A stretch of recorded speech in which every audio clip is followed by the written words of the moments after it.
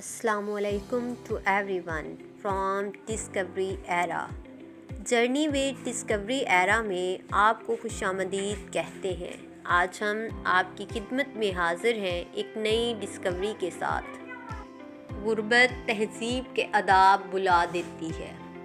کہتے ہیں غربت انسان کو نئے خواب دیتی ہے، لیکن یہ خواب اکثر اس کی جڑوں کو دھندلا دیتے ہیں۔ غربت صرف زمین سے دوری نہیں بلکہ اپنی تہذیب، روایات اور پہچان سے بھی فاصلہ بناتی ہے۔ جب ایک شخص اپنے گھر، گاؤں یا ملک کو چھوڑ کر ایک نئی دنیا میں قدم رکھتا ہے تو سب سے پہلے اس کی جدوجہد شروع ہوتی ہے، جو وہ اپنی تہذیب کو اپنے ساتھ لے جانے کی کوشش کرتا ہے، لیکن وقت کے ساتھ اس کی روزمرہ کی مشکلات اسے بدلنے لگتی ہیں۔ غربت کے راستے پر چلتے ہوئے سب سے پہلے جو چیز ختم ہوتی ہے وہ ہے زبان۔ اپنی مادری زبان کو ترک کر کے لوگ ایک ایسی زبان اپناتے ہیں جو ان کے نئے ماحول کے مطابق ہو، اور یوں آہستہ آہستہ وہ اپنے ثقافتی آداب سے بھی دور ہونے لگتے ہیں۔ تہذیب کے آداب جو کسی قوم کی پہچان ہوتے ہیں، غربت میں آہستہ آہستہ کمزور پڑنے لگتے ہیں۔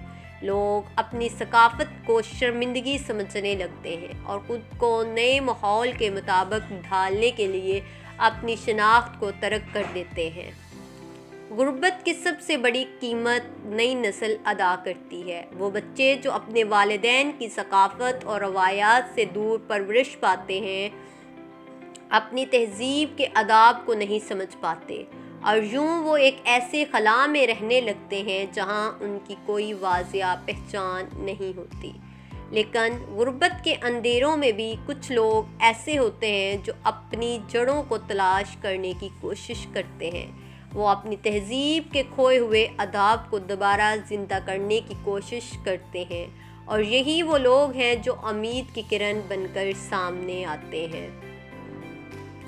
غربت تہذیب کے آداب کو بلا دیتی ہے، لیکن صرف اس وقت جب ہم خود اپنی تہذیب سے بے خبر ہو جائیں۔ اگر ہم اپنی روایات، زبان اور اقدار کو دل سے اپنائیں تو غربت ہمیں بدل نہیں سکتی، کیونکہ اصل تہذیب دل میں بستی ہے، نہ کہ زمین کے کسی ٹکڑے میں۔